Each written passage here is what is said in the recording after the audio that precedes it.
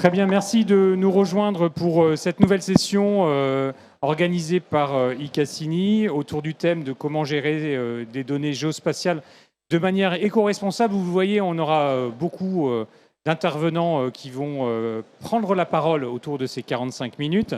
Ils vont se présenter donc, dès qu'ils prendront la parole. Hein, je pense que c'est la meilleure des façons. Je vais juste présenter Patrick Mayro qui a le micro entre les mains, qui va débuter cette session. Patrick, qui est président fondateur d'Icassini. Et peut-être, en introduction, comment est-ce que vous avez choisi les 5 intervenants qui sont sur ce plateau ? Ouais, bonjour à tous. La réponse est très simple, c'est eux qui m'ont choisi. Hein.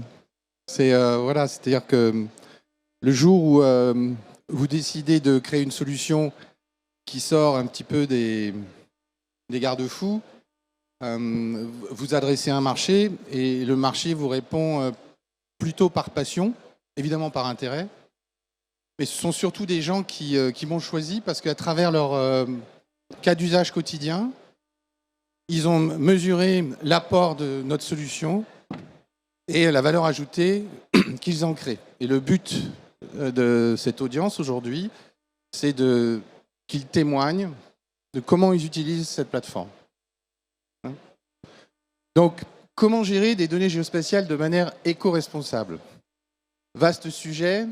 L'éco-responsabilité est traitée sous plein d'aspects.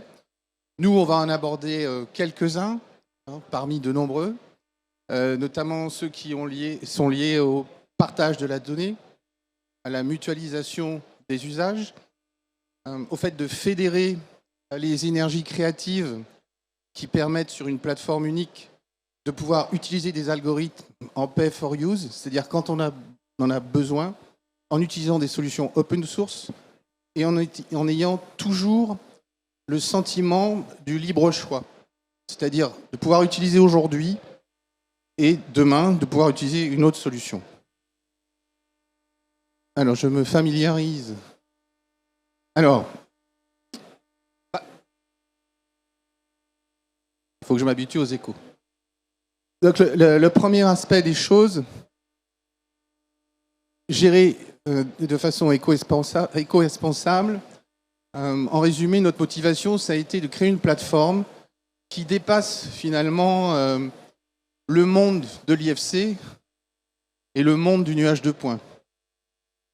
Le monde de l'IA qui fonctionne sur de la photo et le monde de l'IA qui fonctionne sur du nuage de points. Essayer de concevoir une plateforme qui réunisse tous ces potentiels en exploitant la donnée la plus appropriée au moment du cas d'usage que l'on veut traiter. Donc pour cela, la plateforme elle est organisée en 3 grands pôles.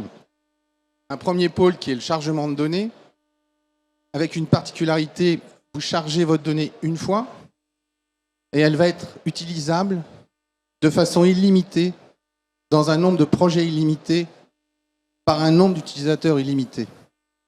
Donc fini les téléchargements, fini les envois par mail, fini les disques durs. Voilà. Donc ensuite, on crée un projet. Et dans ce projet, on va retrouver les données qu'on vient choisir. On va venir choisir les algorithmes avec lesquels on veut travailler. On va pouvoir même soi-même développer ses propres solutions et les implémenter sur la plateforme. En les implémentant sur la plateforme, on va pouvoir choisir soit qu'elle soit à usage privé, réservé, soit qu'elle puisse être accessible auprès de n'importe quel utilisateur.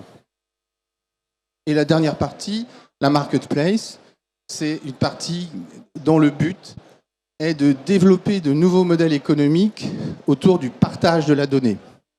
L'idée étant, je lève un quartier, je lève une ville, je lève une région pour un usage particulier, pour un client particulier, mais finalement, cette donnée, elle peut être utilisée par un gestionnaire de réseau différent, par un service technique de ville qui n'a pas accès à la donnée. Et en plus, cette donnée, je peux la mixer avec toutes les open data disponibles, que ce soit des open data Carto, Ortho ou nuage de points. Alors, petit slide particulier, comme je l'indiquais, vous avez la possibilité de créer vos propres algorithmes, de les implémenter sur la plateforme à usage privé réservé ou à destination de l'ensemble des utilisateurs. C'est ce qu'on appelle chez nous le programme GeoStore, donc qui vous permet d'accéder aux solutions des éditeurs qui ont fait le choix de promouvoir leurs solutions sur la plateforme. Je précise que c'est gratuit. Un éditeur qui décide de faire la promotion de sa solution sur la plateforme, il est libre de sa politique tarifaire et GeoCassini ne perçoit aucun dividende sur les usages qui sont faits de sa plateforme. C'est totalement transparent. Alors, les API REST, c'est pour pouvoir utiliser toutes les fonctions de l'application pour plugger vos algos. L'open data, j'ai commencé à en parler. Et en France, avec le travail de l'IGN et le LIDAR HD, on a une chance exceptionnelle de pouvoir intégrer la donnée LIDAR sur des grands espaces pour pouvoir la compléter et pour pouvoir l'utiliser pour faire runner les algorithmes. Ça, c'est quand même un atout extraordinaire qu'on a par rapport à n'importe quel pays autre au monde, bien qu'il existe de l'open data dans certains pays. Par exemple, Sao Paulo, vous avez tout Sao Paulo en nuage de points. Une campagne de 2020, mais c'est statique et c'est pas tellement utilisé. Alors qu'en France, on a vraiment cette culture-là. Et puis donc le réseau de partenaires, ils sont là, comme je vous l'ai dit tout à l'heure. Un partenaire, c'est un utilisateur de Cassini qui finalement adopte tellement la solution qu'il veut contribuer à son développement, à son usage et à son rayonnement. Donc voilà, je vais laisser la place au premier des partenaires. Eh bien, qui va être effectivement Étienne Gourgan. Prenez place et puis surtout parlez. Oui, merci pour cette introduction, Patrick.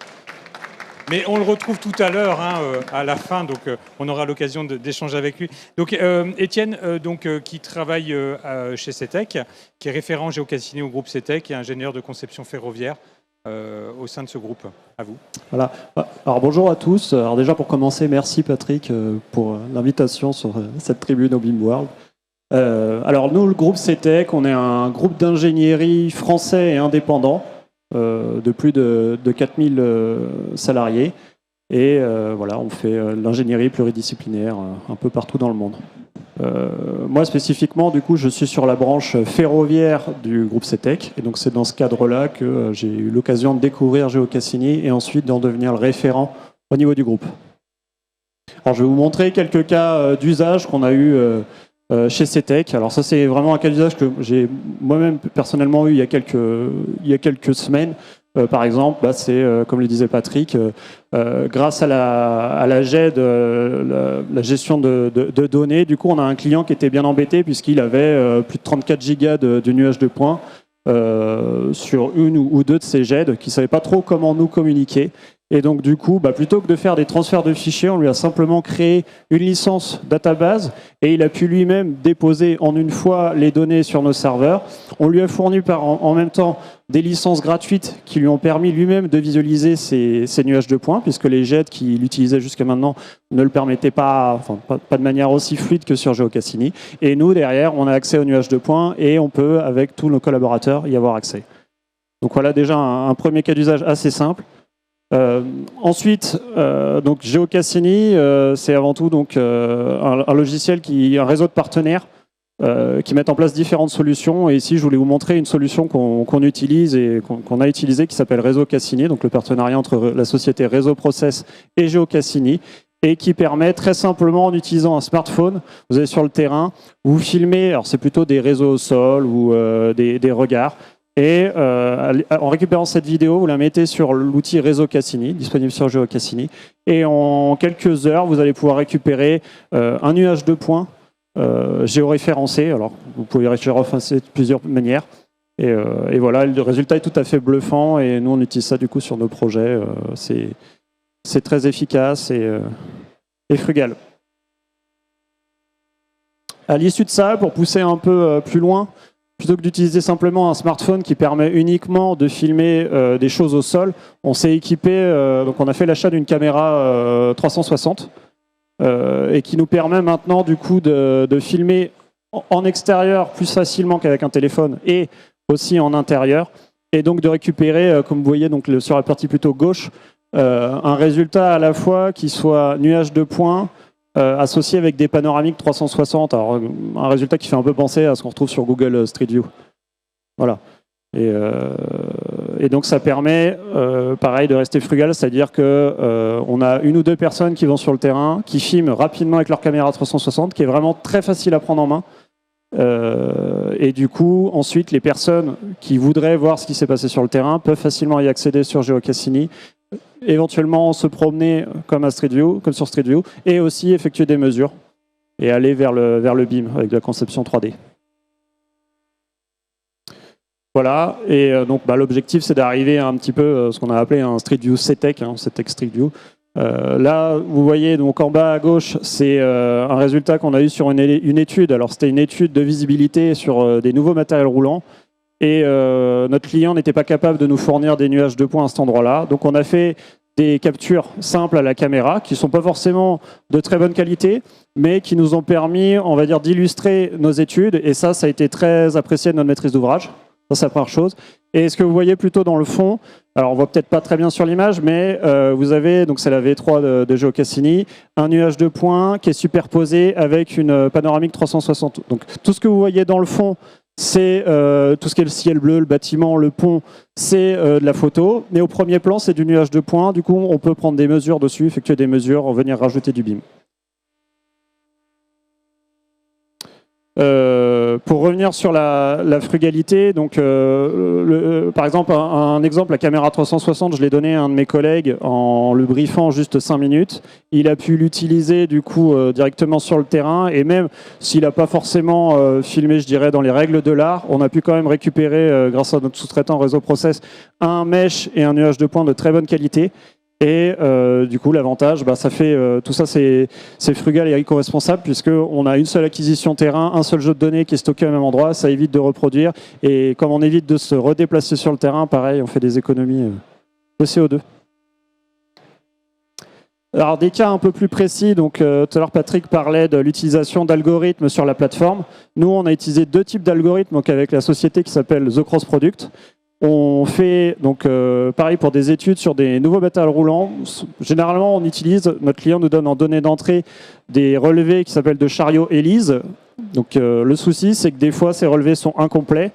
Donc pour pallier à ça, on utilise aussi des nuages de points qui nous sont aussi fournis en données d'entrée. Et en utilisant les algorithmes de TCP, on est capable de faire des analyses d'anthrax. Ça, c'est la première type d'analyse. Et on a d'autres analyses qui sont, alors là c'est pareil pour du nouveau matériel roulant, c'est s'assurer que des voies de service vont pouvoir accueillir ces nouveaux matériels roulants. Et donc pour ça on fait des détections de clash, c'est-à-dire qu'on a le gabarit du train, et en fournissant à l'algorithme simplement les fils de rail, l'algorithme va être capable de nous dire, à tel endroit sur le terrain, à partir du nuage de points, je vois que en gros le train ça va frotter. Donc ça va nécessiter une remise aux normes des infrastructures dans ces endroits-là. Donc nous, on s'en sert pour nos études. À la fin, nous, CTEC, on fait des études d'ingénierie, donc c'est plutôt de la documentation, des notices. Ensuite, faire le lien GeoCassini avec le SIG. Donc, GeoCassini permet d'importer et de visualiser des données SIG. Donc, nous, on utilise par exemple différents types de logiciels comme ImageNet de Imaging qui nous permet de faire du SIG sur de la photo ferroviaire, AutoCAD aussi du SIG. Et tout ça, on peut le ramener dans la plateforme GeoCassini et le confronter au nuage de points. Voilà. À savoir que GeoCassini aussi a créé une passerelle avec l'outil Bulldozer que nous, on utilise pour aller sur le terrain. On a été tester aussi d'autres outils en lien avec GeoCassini, par exemple VGIS qui permet de faire de la réalité augmentée. Donc visualiser nos réseaux et nos maquettes BIM. Donc ça on l'a testé et on a eu un résultat qui était assez bluffant avec nos clients. Il reste 2 slides. Enfin, donc pour faire le lien avec le BIM World, bien évidemment le BIM, GeoCassini nous permet assez facilement de ce que moi j'appelle du BIM frugal, c'est-à-dire qu'avant on était peut-être habitué sur les gros projets, il y a des moyens à faire des grosses maquettes BIM qui sont très intéressantes pour des plateformes, des plaquettes commerciales. Mais il se trouve que dans nos études, à certaines étapes de nos études, on n'a pas forcément les moyens pour. Donc, en fait, utiliser GeoCassini simplement pour tracer l'enveloppe d'un bâtiment ou d'une guérite technique, et déjà, c'est du BIM. Et ça permet de dérisquer un projet, de dérisquer une phase. Voilà. Donc, voilà ce qu'on utilise. Et enfin, les perspectives, c'est d'aller vers le numéro numérique. Et donc ça, notre client principal en France, qui est SNCF Réseau, a pour ambition d'avoir un nouveau processus qui va vers le DO numérique et puis derrière le numéro numérique. Donc grâce à GeoCassini, on espère aller vers ces domaines-là. Très bien. Voilà. Merci beaucoup, Étienne. Merci. On peut vous applaudir. Jean-Yves Mas, géomètre expert foncier, associé gérant de la société Parallèle 45, qui va poursuivre avec l'utilisation de la plateforme dans la gestion des risques environnementaux. Je pense que c'est le propos. Oui, c'est ça, exactement. Effectivement, la gestion des risques environnementaux. Bonjour à toutes et à tous. Jean-Yves Mas, gérant fondateur Parallèle 45. C'est une société qui est basée à Lacanau, en Gironde, à quelques kilomètres de Bordeaux. Comme son nom l'indique, sur le 45e parallèle. Voilà. Donc, effectivement, quand on habite Lacanau, en fait, on a des risques du littoral, on a des risques d'incendie de forêt, et on a aussi des mouvements de sol, des retraits d'argile ou autres, et on verra sur d'autres sujets. Donc, à partir de là, je suis de formation géomètre expert, et on a toujours fait de la mesure. Moi, j'ai investi dans le premier scanner en 2005, premier scanner, donc il y a 19 ans. En 2018, j'ai rencontré Patrick Mayor, et j'ai utilisé sa plateforme. Aujourd'hui, je ne vous cache pas que je l'utilise au quotidien, et je pense que c'est à peu près 22 téras de données qui sont sur la plateforme, sur tout type de données. Donc, par rapport à l'utilisation de la plateforme, je vais vous montrer aussi qu'on peut l'utiliser justement par rapport au changement climatique, à la problématique, à la suivi, à la gestion. On va parler un petit peu de forêt. Je fais vite. Hop, excusez-moi. J'ai oublié de me lancer le chrono. Moi, je l'ai en tête. Donc 2022, je rappelle, en Gironde, 32 000 hectares de forêt qui sont brûlés, 3 000 pompiers mobilisés. Et en fait, derrière, il y a une loi qui sort le 10 juillet 2023 sur la problématique des obligations légales de débroussaillement. On s'est impliqué à titre de bénévolat, on a été dans l'intérêt général avec nos appareils de mesure, et on a fait de la donnée d'acquisition par drone, de la 3D, et ainsi de suite. À partir de ce moment-là, on a dit maintenant il faut réfléchir sur la problématique feu de forêt avec la donnée 3D. Et donc on a, à partir des acquisitions que l'on faisait, par drone entre autres, ou sinon par Mobile Mapping System sur le sous-bois ou sur les pistes, ce que l'on appelle des FCI, on a regardé ce qu'il en était en matière de données 3D, et aussi sur ce qui avait des risques de brûle, en fait justement ces petits taillis, ces végétaux qu'on a au bord des pistes. Donc on a en fait travaillé avec aussi deux entreprises qui sont, une a été nommée TCP, une autre c'est un data scientist Optimize, et on a travailler sur la définition de la densité des sous-bois pour se dire où est-ce qu'on a des risques feux de forêt, et où est-ce que le long des pistes, on a aussi des pistes qui ne sont pas au gabarit. Donc c'est là où vous voyez effectivement en coloris vert et bleu.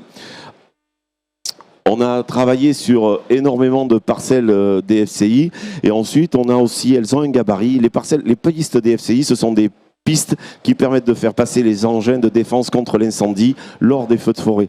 Et donc on a cartographié sur la commune de Saint-Étienne, qui malheureusement a été touchée l'an dernier aussi sur des gros feux de forêt, on a cartographié toutes ces pistes, et on a lancé des algos pour voir finalement le gabarit de ces pistes, et encore une fois de savoir pour la collectivité, quelles étaient les zones à défricher en priorité le long des voies, parce que très souvent, le feu il part d'où ? Du barbecue qu'on a fait chez soi et qui va chercher la forêt, ou du mégot qu'on a jeté par la fenêtre en passant sur une route et autres. Et vous le voyez sur l'image du bas, en fait c'est la végétation dense aux abords des routes départementales, communales ou autres.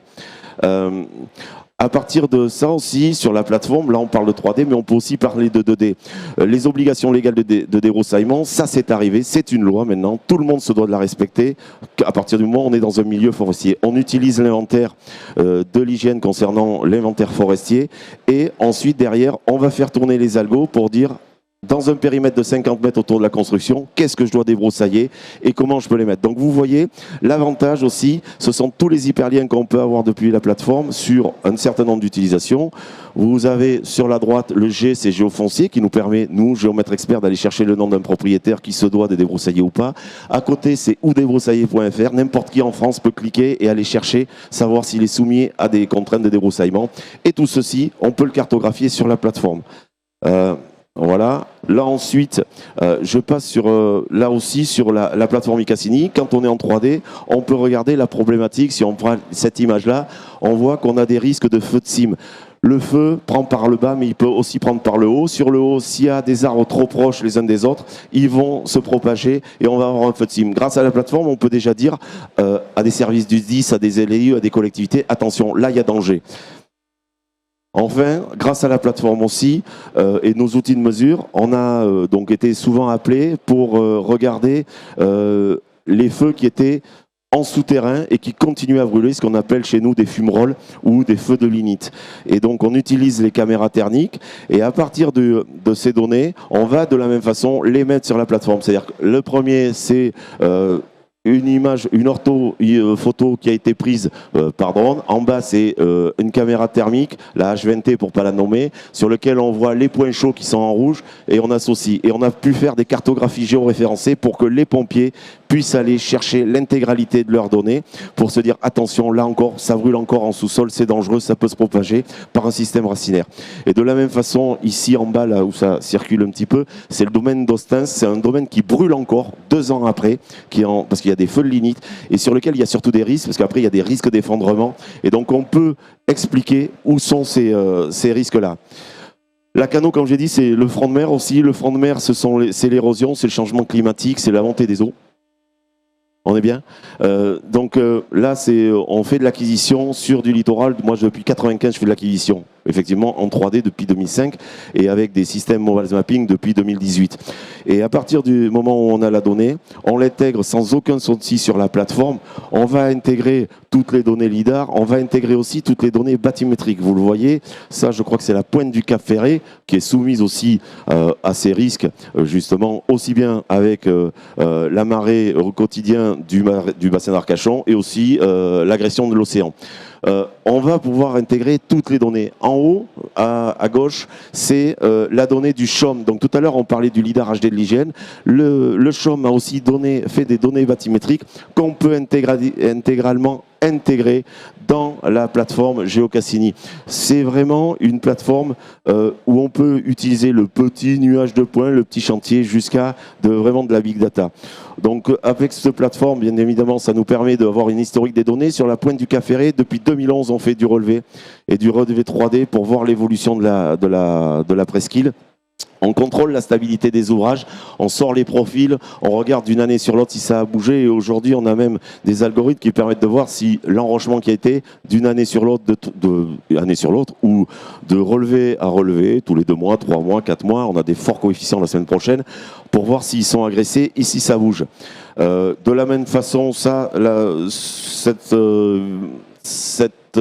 image que vous voyez en haut, c'est la plage de Carcan qui a subi les grosses intempéries et les gros coefficients qu'on a eu le mois dernier sur les marées d'équinoxe. Et effectivement, là, on a quasiment 12 mètres de dénivelé. Et vous voyez par profil, on peut voir l'évolution de la côte et se dire qu'est-ce qu'on doit faire et qu'est-ce qui a bougé et comment, qu'est-ce qu'on a aussi sur les enrochements et ou pas.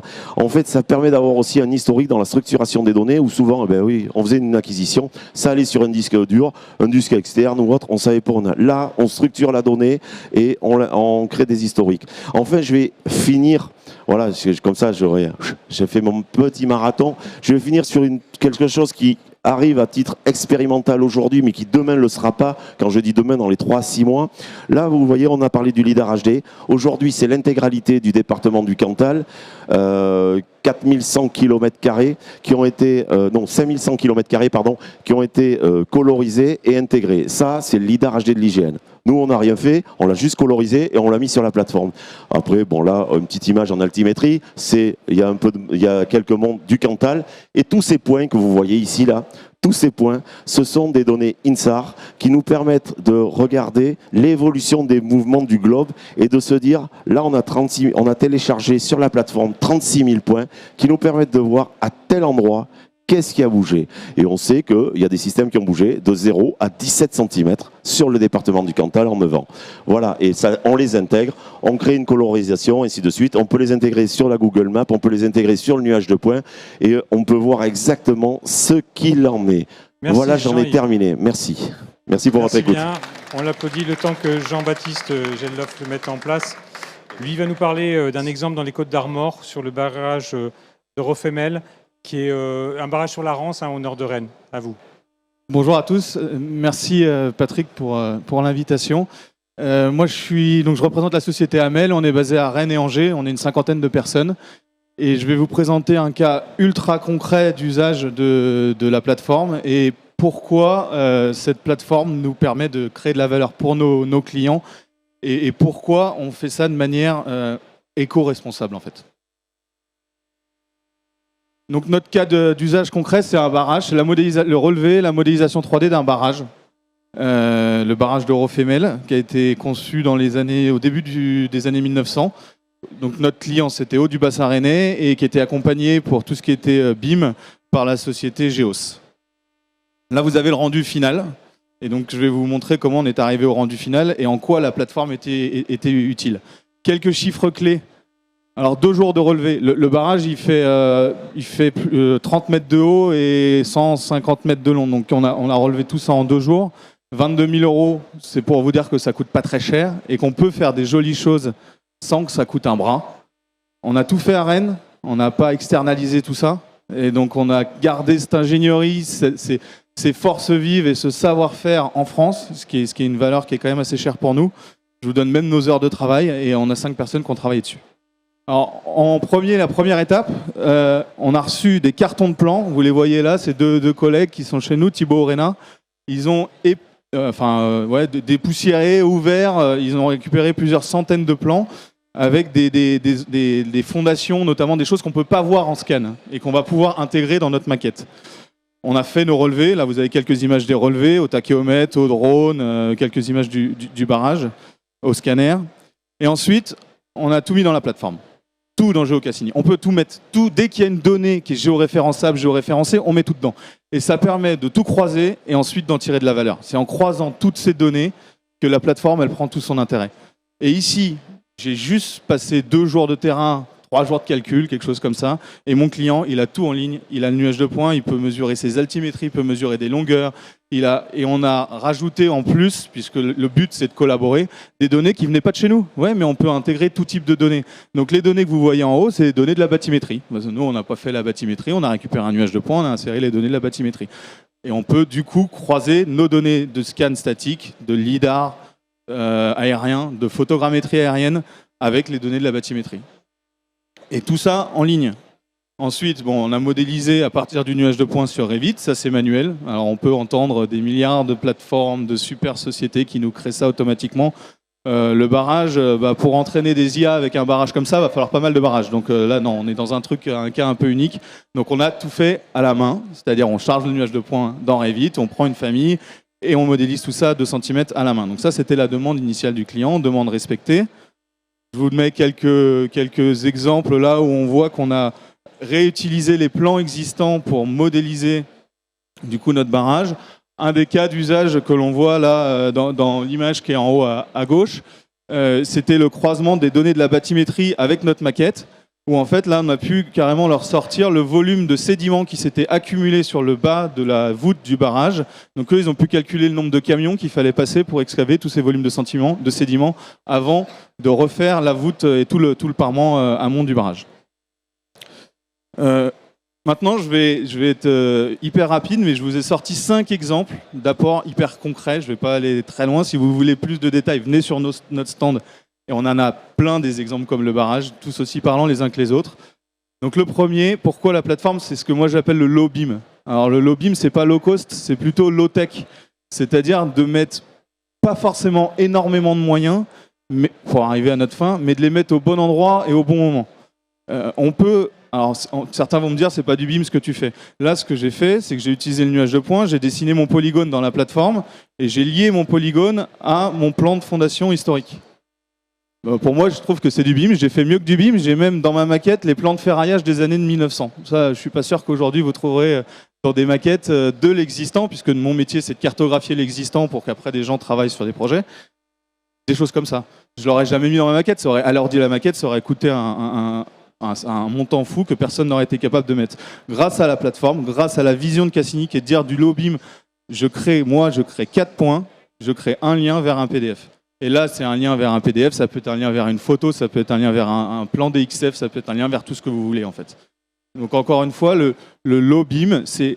Oui, on est capable de faire la maquette, je vous l'ai montré, la maquette, on est capable d'y aller, et évidemment, elle est importante la maquette, et on sait tous la valeur que c'est d'une maquette numérique BIM, mais on peut faire autre chose avant la maquette, et qui coûte moins cher et qui peut tout apporter autant de valeur. Le deuxième, bon, on en a énormément parlé, mais c'est d'être capable d'interfacer tout, et quand je dis tout, c'est tous les types de données qui comportent une coordonnée. Ici, j'avais fait tracer des coupes. On a tracé des coupes aux endroits où on avait nos plans, les plans historiques que je vous ai montrés. Quand je clique sur ma coupe, j'ai mon plan historique. Donc tout le travail mental que Thibaut et Aurena, que vous avez vu tout à l'heure, ont fait à tracer à classer les plans, à dire mais où il est le plan 326, est-ce que là, il n'y a plus besoin de le refaire. Et pendant 200 ans, tous ceux qui vont gérer le barrage, ils auront pu à refaire ce travail mental d'ouvrir mes 400 plans qui sont mes 400 plans papier. Parce que nous, on l'a fait et ça n'a pas coûté un fric fou, quoi, pour le dire assez crûment. Ce que vous voyez dans la plateforme là aussi, c'est la maquette à droite. Donc on a l'orthophoto drone à gauche, les données vecteurs, points, lignes, polygones, et la maquette BIM à droite. Donc la plateforme, c'est un grand écart, c'est ce qui permet c'est comme un web SIG qui vous permet de visualiser de la donnée BIM, la donnée IFC, et c'est un visualisateur classique de données IFC. Donc vous avez, voilà, c'est le web SIG qui permet de faire du BIM. Et ça, c'est pour moi l'unique plateforme qui permet de faire ça. Le troisième cas sur lequel je voudrais qu'on insiste, c'est la visite virtuelle. On n'en parle pas assez, mais quand on dit frugal, essayer de faire des économies, le nombre de fois où les gestionnaires d'ouvrages, d'usines, de bâtiments font des visites de sites ou font faire des visites de sites à leurs électriciens, leurs peintres, là, on scanne une fois et les gens ils peuvent visiter en ligne. Donc ils n'ont plus besoin de venir passer 2 heures ou 3 heures sur votre site. À la limite, s'ils veulent bosser sur votre site, ils peuvent venir. Ils vont venir pendant s'arrêter sur un point d'intérêt en particulier, mais ils ne vont pas visiter tout le site. Donc ça, c'est un énorme intérêt, la visite virtuelle, et ça coûte pas cher. Le scan aujourd'hui, c'est démocratisé, donc vous avez des scans mobiles, on peut faire ça très rapidement. Le quatrième point, c'est le lien physique entre le site et la documentation. Ici, il y avait une vanne, on a imprimé un QR code, on l'a collé sur la vanne, sur le site, j'arrive, je flash mon QR code et j'affiche le PDF de la fiche technique de la vanne. Donc j'ai pas modélisé la vanne en 3D hyper précisément dans ma maquette, je fais du low BIM. Par contre, mon info, elle est là. Mon info, je l'ai partagée. Mon info, elle est accessible sur site. Et c'est là où on fait du BIM frugal.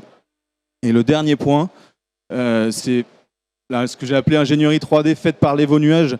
Mais le nuage de points, c'est la base. Quand vous demandez à quelqu'un de faire une maquette numérique de l'existant, un plan de l'existant, aujourd'hui, un géomètre qui est à peu près censé, il va tout le temps passer par du nuage de points. Même nous, pour faire des plans de surface, on passe par des nuages de points.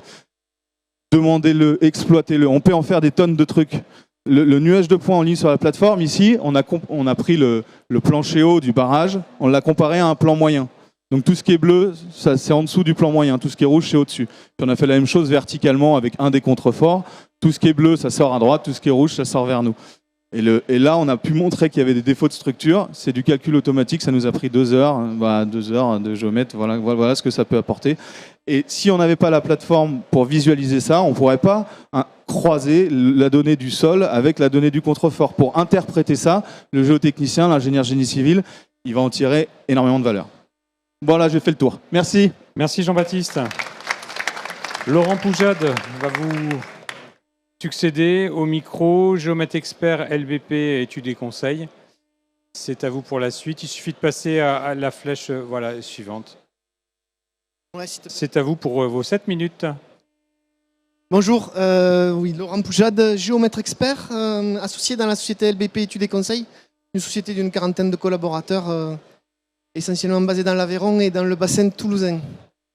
Il y a 5-6 ans, on voulait vraiment passer à la 3D et à l'utilisation du LiDAR pour faire toutes nos prestations liées à des prestations topographiques. Et on cherchait une solution pour stocker cette donnée, la diffuser, et on a rencontré Patrick. Merci Patrick. On est devenu rapidement partenaire métier.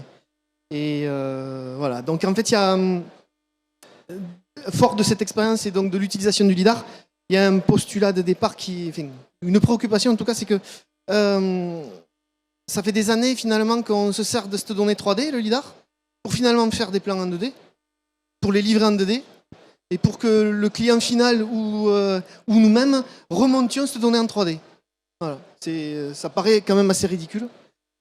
Beaucoup de temps perdu et perte d'informations, perte de précision, tout ce qu'il a.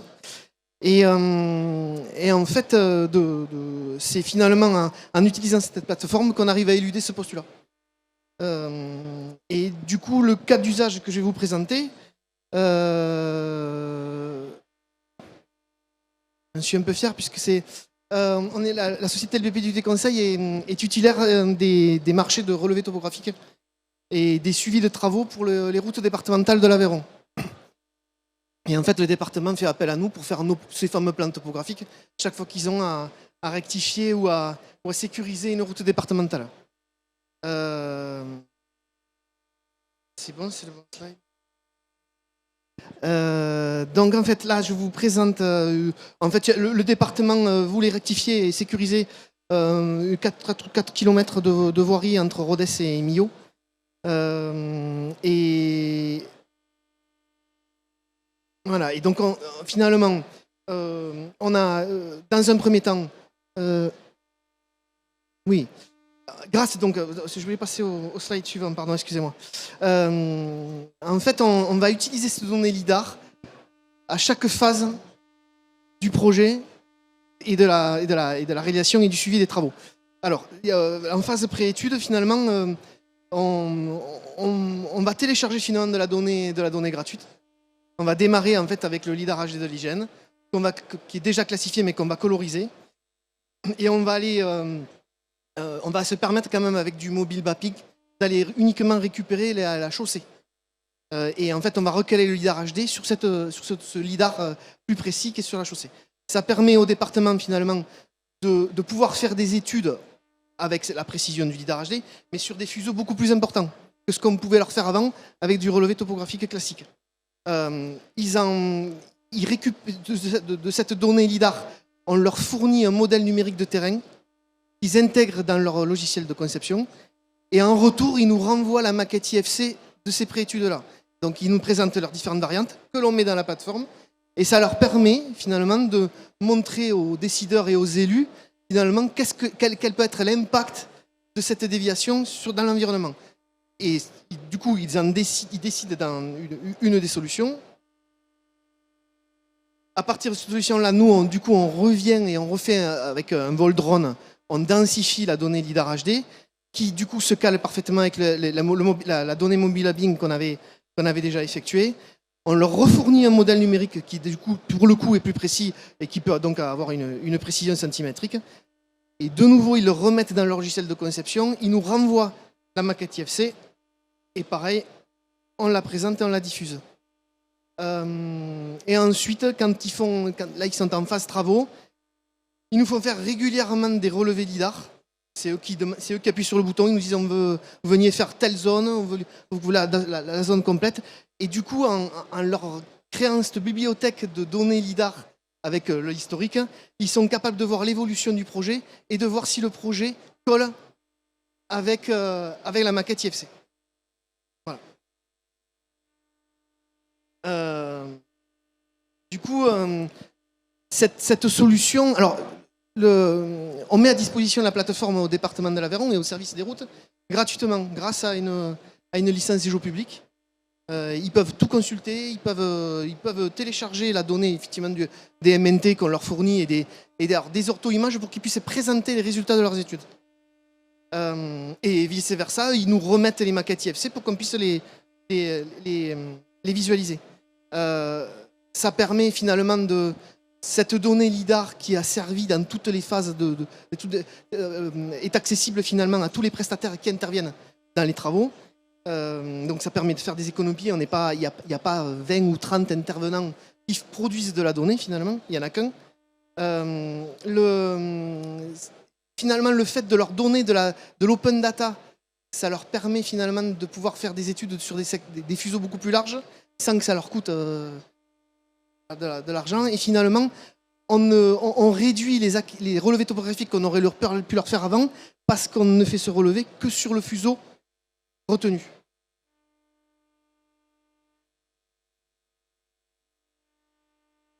Voilà. Merci de m'avoir écouté. Je remercie particulièrement le département de l'Aveyron, qui est cher à mon cœur, et qui m'a donné l'autorisation de pouvoir diffuser ce cas d'usage. Voilà.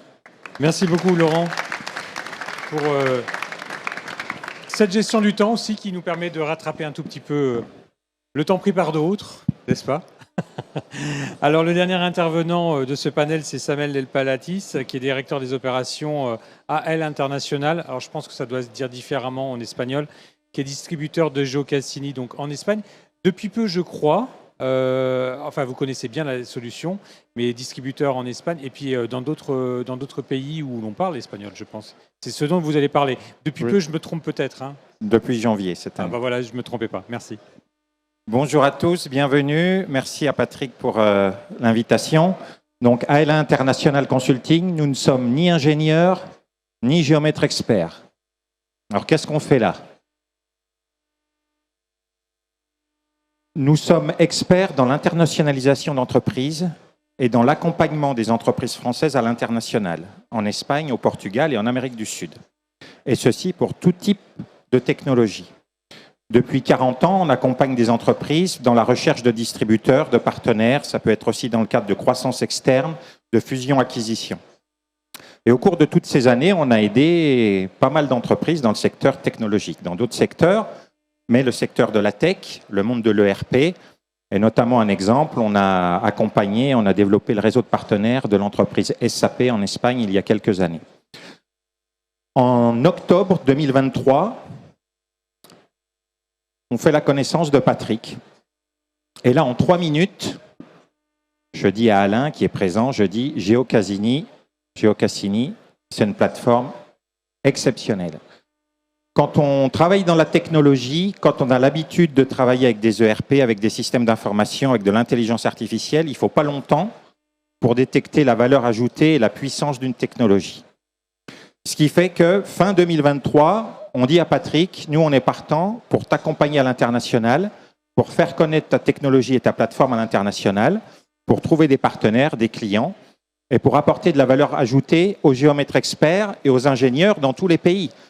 Parce que finalement, un ingénieur des ponts et chaussées en France, un géomètre expert, qu'il soit en France, en Espagne, en Colombie, au Brésil, il y a quelques petites variantes, mais sur le fond, c'est la même problématique, les mêmes besoins.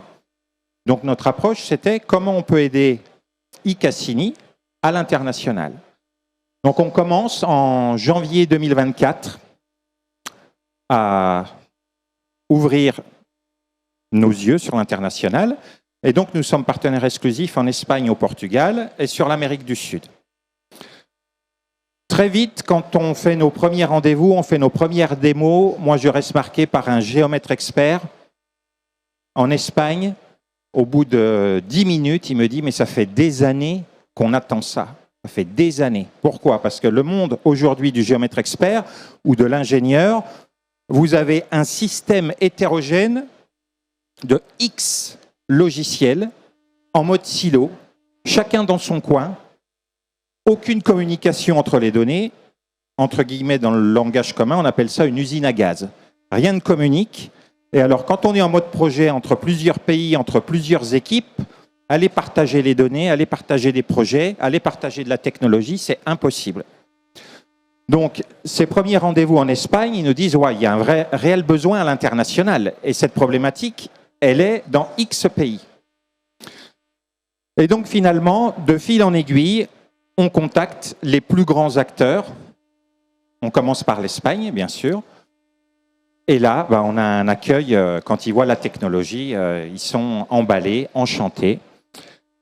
Et on est très heureux, dans le cadre de cette conférence, d'annoncer en exclusivité le premier client international de iCassini.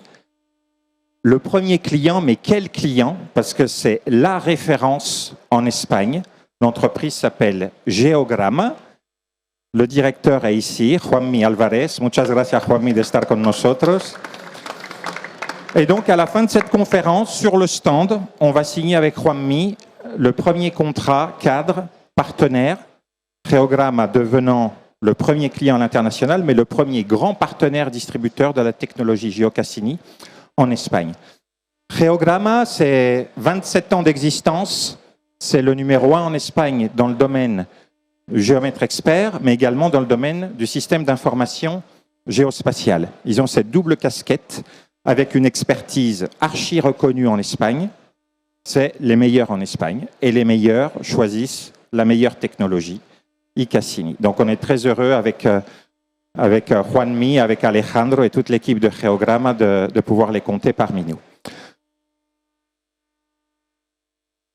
L'Espagne, c'est une chose.